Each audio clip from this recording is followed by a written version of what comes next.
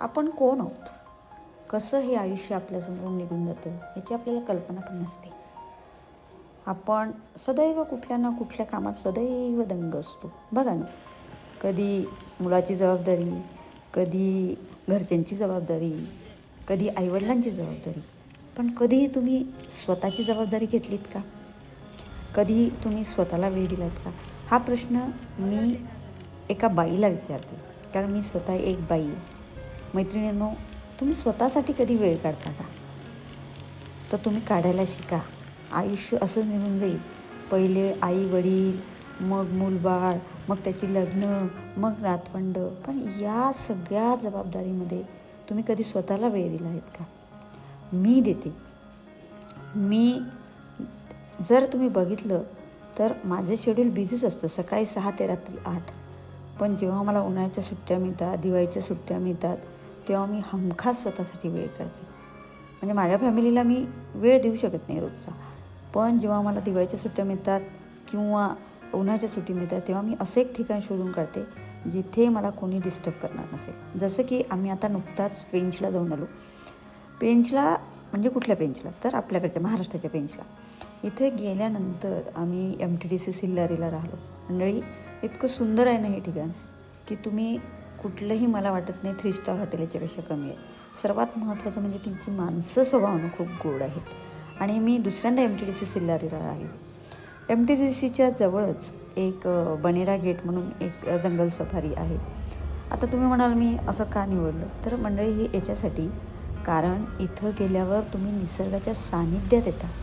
तुम्ही स्वतःला नव्यानं परत ओळखू लागता. आणि सर्वात महत्त्वाचं, तुम्ही नवीन काहीतरी शिकता. तेच वाहनांची गर्दी, तेच धावपळ, या सगळ्यातनं तुम्हाला निसर्गाचा मनमुराद आनंद लुटता येतो.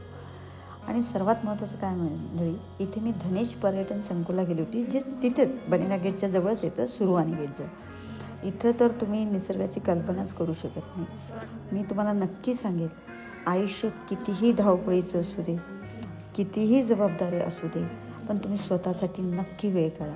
नाही तर एक दिवस येईल की तुम्हाला वाटेल, अरे आता तर माझं आयुष्य संपत आलं आणि वेळ निघून गेलेली असेल. कधीतरी स्वतःला वेळ द्या, कधीतरी स्वतःवर प्रेम करा. आणि सर्वात महत्त्वाचं की स्वतःकडे बघायला शिका. मंडळी, निसर्गाकडे बघा. उन्हाळ्यात त्याचं एक वेगळं रूप असतं, हिवाळ्यात वेगळं, पावसाळ्यात. प्रत्येक वेळेस स्वतःला एका वेगळ्या तऱ्हेनं निर्मिती करतो. मग आपण काय? मी माझ्यासाठी स्वतःसाठी वेळ काढते आणि शक्यतो हा वेळ निसर्गाच्या सानिध्यातच असतो. याच्यासाठी माझे पैसे खर्च होतात, मान्य आहे मला. मी कुठलेही दागदागिने घेत नाही, काही घेत नाही. मी हा वेळ माझा निसर्गात घालवते, माझ्या फॅमिलीसोबत घालवते आणि हे करताना मला खूप आनंद मिळतो. तुम्हीसुद्धा स्वतःला असा वेळ द्यायला शिका. आणि हो, पुढच्या वेळेस तुम्ही नक्की मला सांगा की तुम्ही हा स्वतःला वेळ दिलात का? अजून तुम्ही या बाबतीत कशी बचत करू शकता, काय करू शकता, हे पण तुम्हाला मी नक्की सांगेन. जसं की मी दरवर्षी माझं एक प्लॅनिंग करून ठेवते की मला इथं जायचं आहे आणि त्यासाठी लागणारे पैसे मी आधीच सेव्ह करून ठेवते, म्हणजे मला जे आहे ऐन वेळेवरचे खर्च येत नाही. आणि हो, मी अवास्तव खर्च पण करत नाही. मला ज्या ठिकाणी जायचं आहे तिथं मला परवडणारी हॉटेल्स, तिचा एकंदर खर्च आम्ही बघतो आणि आम्ही तिघंच फिरतो, मी, माझा मुलगा आणि माझे पती. आणि तुम्हाला सांगते, हे 8 दिवस माझ्या आयुष्यातले सर्वात छान दिवस असतात. कारण या 8 दिवसानंतर जी एनर्जी घेऊन मी येते ना, ती एनर्जी पुढचे 7-8 महिने मला मिळते. त्यामुळेच मंडळी, आणि स्पेशली माझ्या मैत्रिणींना मी सांगेन की तुम्ही स्वतःसाठी वेळ काढा, स्वतःवर प्रेम करायला शिका. नाहीतर उद्या आयुष्याच्या अंताला आपल्याला येतं, अरे माझं तर जगणंच राहून गेलं. त्यामुळे नक्की स्वतःकडे वेळ द्या. तुम्हाला असं भरपूर काही आहे की जे तुम्ही करू शकता. मला फिरायला जायला आवडते म्हणून मी फिरते. तुम्हाला जे आवडतं ते जगा. गायला आवडतं, ड्रॉइंग काढायला आवडतं, ते जगा. तुम्हाला तुमचं शिक्षण अर्धवट राहिलं असेल ते घ्या. तुम्ही स्वतःसाठी वेळ काढा. नवरा, बायको, मुलं, नातवंड, सुना, अहो याच्यात आपलं आयुष्य निघून जातं आणि मग कळतं की अरे माझं तर जगण्याचं राहूनच गेलं. त्यामुळे मंडळी, नक्की स्वतःकडे बघा आणि स्वतःवर प्रेम करा. आणि सर्वात महत्त्वाची गोष्ट कुठली असेल तर स्वतःच्या आरोग्याकडे लक्ष द्या. आणि त्याहूनही सर्वात महत्त्वाची गोष्ट काय आहे माहिती आहे तुम्हाला, की स्वतःला एका वेगळ्या रूपात बघण्याचा विचार करा. तुम्हाला हा व्लॉग कसा वाटला ते नक्की मला सांगा. आणि या पुढच्या भागामध्ये मी तुम्हाला सांगेन की आपली मुलं आपल्यासाठी खूप महत्त्वाची असतात. पण माझ्यासाठी तर माझी दोन्ही मुलं महत्त्वाची आहे. माझं मूलसुद्धा आणि माझी ट्युशनची मुलंसुद्धा.